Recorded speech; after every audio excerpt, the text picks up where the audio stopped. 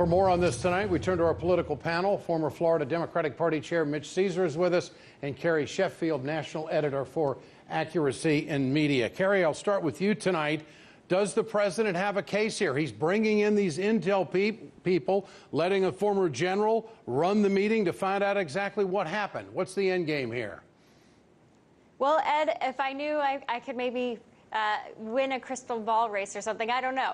But what I think he's thinking right now is that basically there is evidence at this point to suggest there was an incredibly chilling effect potentially on his own campaign to have the potential partisan meddling by a Democrat in the White House or someone who was affiliated with the Democratic administration send an emissary or some sort of surveillance individual to surveil an opposing political campaign. That's incredibly troubling, and it's certainly worth looking into. When you see, for example, on the tarmac, the meeting between former President Clinton and the former DOJ lead official, this looks very suspicious. And the same thing, Loretta Lynch asking the DOJ to call the Clinton investigation a matter and not an investigation. So you see all these things that are incredibly questionable as it relates to whether there was a thumb on the scale being put onto the scale by the DOJ, and I think it's worth looking into. Mitch, as an attorney, longtime lawyer and political activist and operator throughout the years, there is a difference between a spy and an informant. How do you see this? I mean, some are calling this a constitutional crisis. I don't think it's a constitutional crisis yet, Ed. I think that comes if he tries to get the Deputy Attorney General to quit or gets removed. What this really is this is the newest installment of the new reality show investigating the investigators.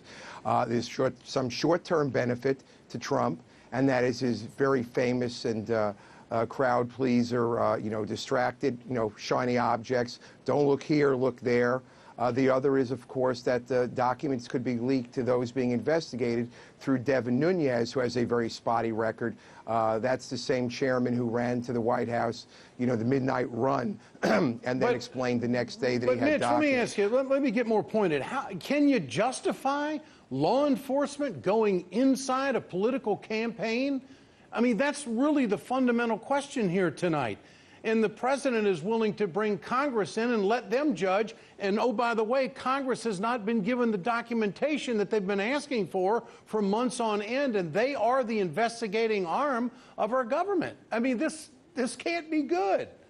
Here's the problem with that, Ed. First of all, no Democrats have been asked to participate, so it's not That's Congress. wrong. I agree with you there. It's the Republicans that control the House.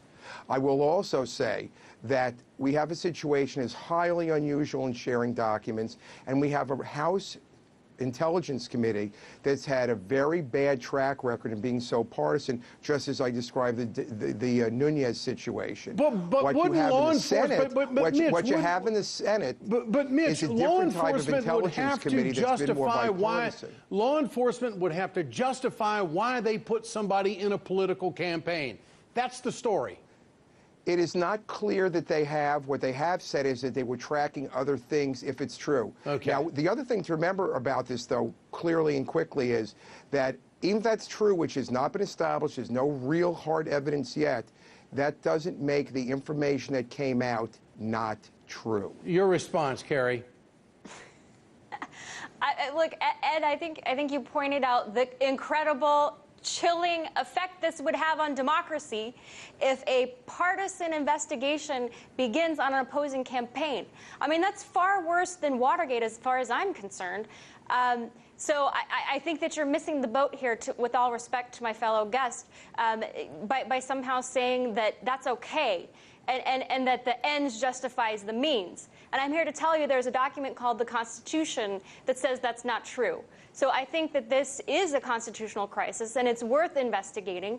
And Congress has oversight of these actions. And so to say that, oh, well, no Democrats are involved, sure, I would like it to be bipartisan, but Democrats are not being cooperative. Democrats don't seem to realize that this is a constitutional crisis, and all they want to do is talk about impeach the president, impeach the president. And that's what we see 2 Democrats this week saying, I'm going to introduce a resolution to impeach the president. How about you look into the constitutional crisis on your own hands? We'll have to leave it there. Carrie Sheffield and Mitch Caesar, appreciate your time tonight. Thanks so much.